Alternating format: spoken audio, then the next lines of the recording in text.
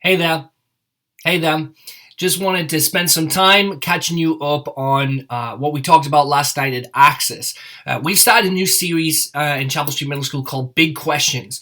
And the idea of this is that we are going to look at big questions that we have about faith, about God, about Christianity. And so the first question we started with is there a God? How do we know that there is a God in our universe? So I want to take just a few minutes to summarize three arguments for you that we talked about at Access Live that really, for me, give me the best intellectual and reasonable explanation for why there is a God. Now, this doesn't tell us what God is like. It doesn't tell us who he is. But I think that these arguments form a basis for us having a rational belief that there is a God in the universe. The first argument or explanation for the reason for God is called the cosmological argument. Now, this argument is basically the idea that seen as though everything in our universe has a cause, the universe itself must have a cause, and whatever is powerful or great enough to create the universe must be God. Let me flush that out a little bit more for you. When we look around our universe, we see that matter can't be created or destroyed, that everything we see and know has a beginning. It has a cause. If we look at human beings, we obviously have a cause. If we look at planets and stars, the forces of gravity cause the different things that happen in the universe. Different other fundamental forces affect things and create things and cause things. But what caused everything at the beginning? If we go far enough back, it's what most scientists call the Big Bang. I'm a proponent of the Big Bang. I think that it is a sound scientific explanation for how everything came to be. But the question I'm left with is what made the Big Bang? If everything in our universe was originally compressed into a tiny small space that exploded infinitely out and gave us everything that we had, what caused that? What caused the original matter to come into being? What caused the original explosion or detonation of all those particles and atoms at the beginning? What caused that? And so for me, the best explanation is that there is a God, that there is something beyond our universe that was powerful enough to create it. That's the first argument. The second argument is called the teleological argument, and this is what is commonly known as the argument from design. If you take a look at our universe, you'll notice very particular things about it. For example, our own planet right now exists in something called the Goldilocks zone. The Goldilocks zone is a perfect distance from our main star, the sun, and not too close to the sun that everything would be burned, and not too far away that everything would freeze. And then we look at the forces within our universe. If gravity was just a few degrees different, that would cause all kinds of fundamental differences in our universe. Stars wouldn't be able to form, planets wouldn't be able to form. And so it seems that there is an ordering to how the universe happens that allows certain things to come into being as though it was designed. You know, when we look at a depiction that an artist has created and we see the colors and we see the shapes and how they come together to form something in particular, we would never look at that and say that happened by accident. And this is what we call intelligent design. When we look at the universe, it seems so well ordered, so well put together that it suggests an intelligence that is designed and set the limits of the different things in our universe to cause certain things to happen. Again, this leads us to believe that there is a God. Now, the last argument is a little bit different. It's called the argument from morality. And this is my favorite one because those first two arguments, for me, there are certain things that you can say about them. You can say, well, you know, maybe perhaps things just happened the way that they did and it has the appearance of intelligence, but that's just an appearance. It's not real. But the one for me that really grabs me is this argument for morality. And here's how that goes. This says that everything that we know in this universe has an objective value. It has an objective good value or negative value. So, for example, it's the idea of murder. Is murder objectively wrong? Objectively meaning, is it always wrong to kill another human being? Okay?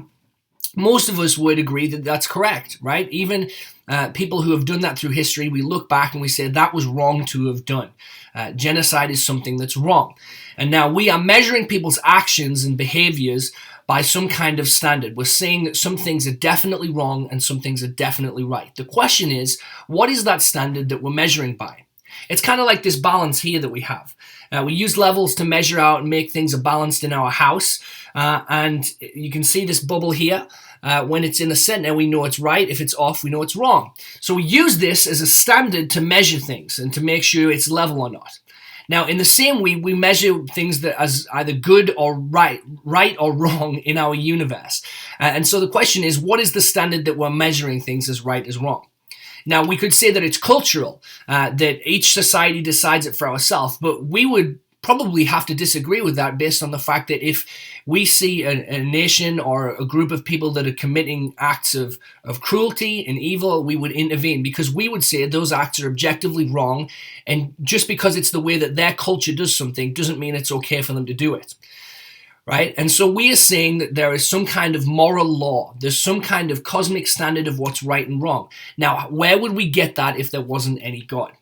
Where would we get this sense within us that certain things are right and wrong? You know, when I play with my young kids, sometimes there's a lot of things about the world they don't know, and so they don't necessarily know that they've done something wrong. But what I find interesting is when they do something wrong, even if they don't fully understand what it is they've done, they do have a sense that something has happened that they know shouldn't have happened.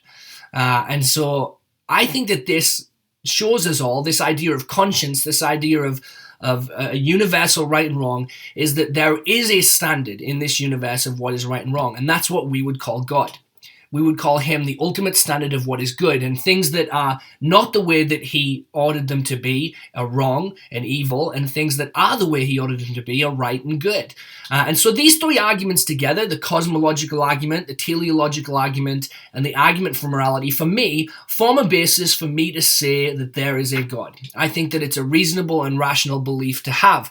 Now, I think that the Bible even supports us thinking this way. I want to share a couple of verses with you from the Bible that, for me, help me to put some stock in thinking this way. First of all is one by Jesus' good friend Peter. Peter said that instead you must worship Christ as Lord of your life, and if someone asks about your hope as a believer, always be ready to explain it. You know, Peter cared about us having an explanation for why we believe what we believe. And Peter's good friend Paul, who was another apostle of Jesus in the New Testament, said something similar. He said, "For ever since the world was created, people have seen the earth and sky. Through everything God made, they can clearly see his invisible qualities, his eternal power and divine nature, so they have no excuse for not knowing God." That's in Romans 1:20. You know, what the both are saying here is this, is Peter is saying that we should have a rational reason for the hope that is in us. We should have an explanation for that. We should think about why we believe what we believe. And then Paul goes further and says, when we look at the universe around us, we can see the invisible qualities of God through creation. Kind of like the cosmological argument. When we see that things exist, we assume that there must be a creator. When we see in the teleological argument that there's a design to things, it makes us assume that there must be a designer. And when we see in the moral argument that there is goodness in the world and evil in the world, we must know that there must be a standard of some kind that is showing us what is good and true and right and what is evil and wrong. And so those are three arguments. Hopefully they bless you, encourage you. I don't think for 1 minute that these seal the deal on anything. Of course, we call our belief faith, and that is because there's a certain level of trust that we have to have. But I do think that it's appropriate to say that faith is reasonable and rational. So hopefully these encourage you. I'm glad for you joining us for this quick summary. We will make sure to keep posting these summaries as we go through them. If you want to join us for Access Live this coming Sunday, we'll be going through our next question, which is, how can we trust the Bible?